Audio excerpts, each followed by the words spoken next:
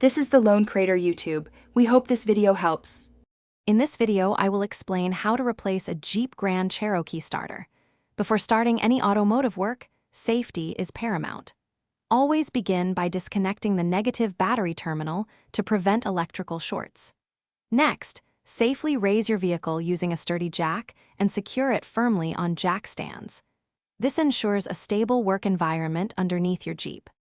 Once your Jeep is safely supported, locate the starter motor. It's usually found on the lower portion of the engine, where it connects to the transmission. You'll see two electrical connections. First, carefully disconnect the smaller solenoid wire, which often has a red locking tab. Then, use a 13mm wrench or socket to remove the nut holding the larger main power cable. With the electrical connections detached, it's time to remove the starter's mounting bolts. Most Jeep Grand Cherokee starters are secured by 2 or 3 bolts, often 15mm in size. You might need a long extension and a swivel to reach them in tight spaces. Once all bolts are removed, carefully wiggle and lower the old starter. Be aware that it can be quite heavy.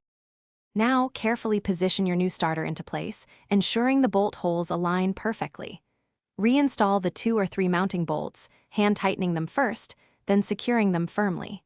Next, reconnect the main power cable with its 13mm nut, followed by the smaller solenoid wire. Finally, reconnect your negative battery terminal. Start your Jeep to confirm the new starter is working correctly.